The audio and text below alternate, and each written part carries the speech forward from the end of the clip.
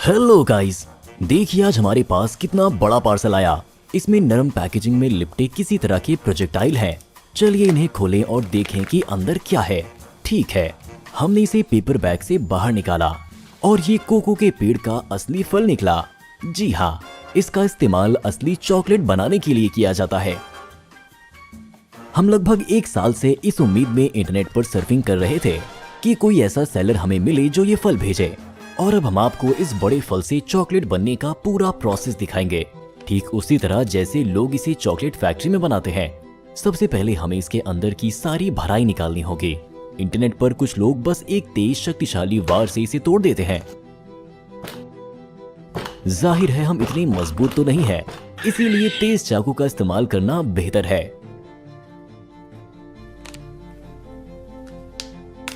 वाह, इस खूबसूरत सफेद कैटरपिलर को देखिए।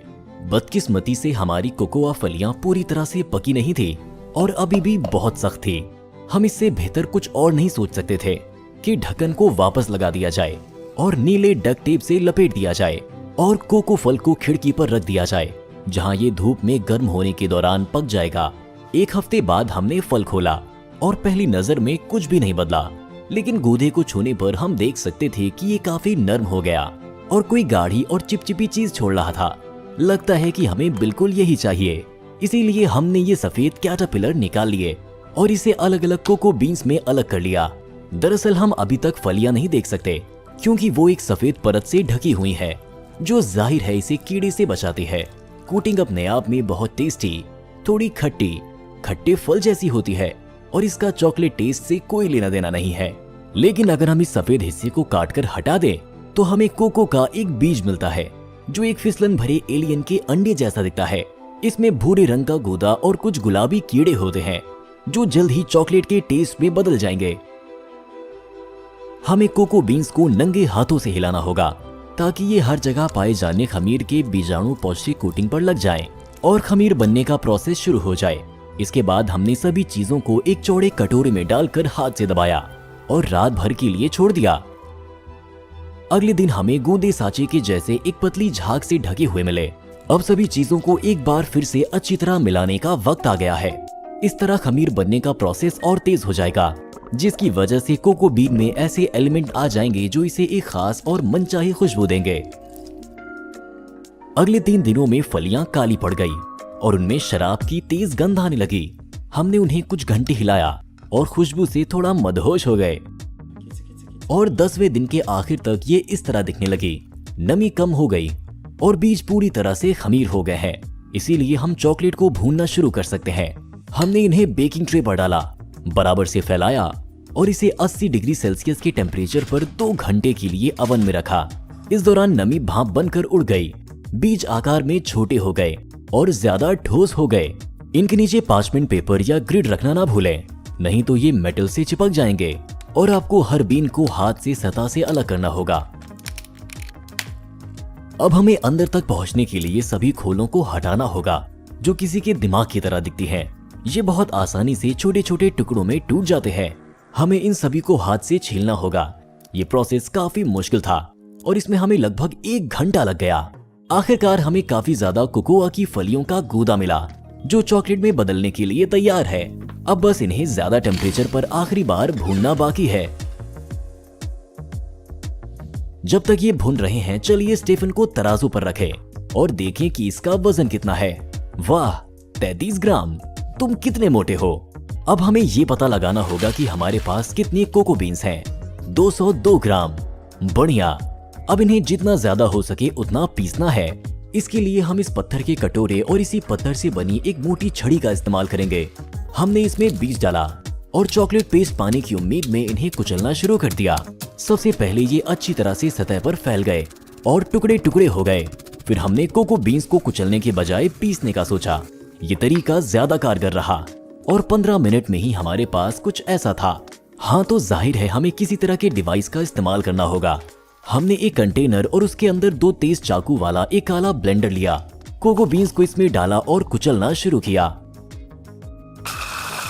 लगता है ये तरीका काम कर रहा है। ये हाथ से पीसने से कहीं ज्यादा आसान है। हमने इसमें थोड़ी सी चीनी मिलाई और अपना हाथ लगाए बिना ही कोको को पीसने का एक तरीका तैयार किया। इतनी देर में ब्लेंडर बहुत गर्म होने लगा और हमें चिंता थी कि ये जल जाएगा, लेकिन तभी असली जादू हुआ। कुछ ही सेकंड्स में कोको बीन्स ठोस हालत से लिक्विड में बदलने लगी। यकीन नहीं हो रहा, हमने एक मोटा चॉकलेट पेस्ट तैयार किया, इसे और 5 मिनट के लिए पीसा और दूसरे बैच को लोड करने के लिए इसे एक बड़े कटोरे में डाल दिया। पेशेवर लोग इस काम के लिए खास मशीनों का इस्तेमाल करते हैं जो चॉकलेट को घंटों तक पीसते हैं जब तक कि ये एक मलाईदार हालत तक न पहुंच जाए। चूँकि हमारे पास इनमें से एक भी डिवाइस नहीं है, इसलिए हमारे पास जो है उससे ही जितना ज्यादा हो सके फायदा उठाने की कोशिश कर रहे हैं। अब चीनी डालने का वक्त है। हमने हर 100 ग्राम कोको में 15 ग्राम चीनी मिलाई। चीनी को तेजी से घुलाने के लिए घोल को गर्म करना होगा। हमने हाल ही में अली एक्सप्रेस से इस पोर्टेबल गैस स्टोव का ऑर्डर दिया था और अब देखेंगे कि चीनियों ने क्या आविष्कार किया है। ये एक छोटे गैस सिलेंडर से चलता है जिसे हमें अंदर डालना होता है, सही से लगाना है और गैस सप्लाई चालू करनी है। इग्नाइटर को एक्टिवेट करने पर स्टोव एक चमकदार नीली लौ छोड़ता है। चॉकलेट वाले कंटेनर को सीधे गर्म करना जोखिम भरा है, इसीलिए हमने इसके नीचे पानी का एक कटोरा रखा जो भाप बनाएगा और चॉकलेट वाले कंटेनर को भाप से गर्म करेगा। बाद में हमने घोल में थोड़ा सा कोकोआ मक्खन मिलाया जो ऐसे सख्त सफेद पत्थरों के तौर पर बेचा जाता है। हालांकि हम शायद इसके बिना काम कर सकते थे क्योंकि पीसने के दौरान कोको बीन्स पहले ही हमारे घोल में अच्छी तरह से तेल छोड़ चुके थे। फिर हमने इसे गर्म पानी में पिघलाया और अच्छी तरह मिलाते हुए चॉकलेट में डाला। ये लचीला सिलिकॉन मोल्ड चॉकलेट बार बनाने के लिए खरीदा गया था। इस काम के लिए हमने धीरे धीरे और ध्यान से अपनी हॉट चॉकलेट इसमें डाला। सभी हवा के बुलबुले से छुटकारा पाने के लिए मोल्ड को टेबल पर कुछ बार मारना चाहिए। बचे हुए घोल से हम मिल्क चॉकलेट बनाएंगे। ऐसा करने के लिए बस इसमें थोड़ा सा पाउडर वाला दूध डालकर अच्छी तरह मिला लेना है।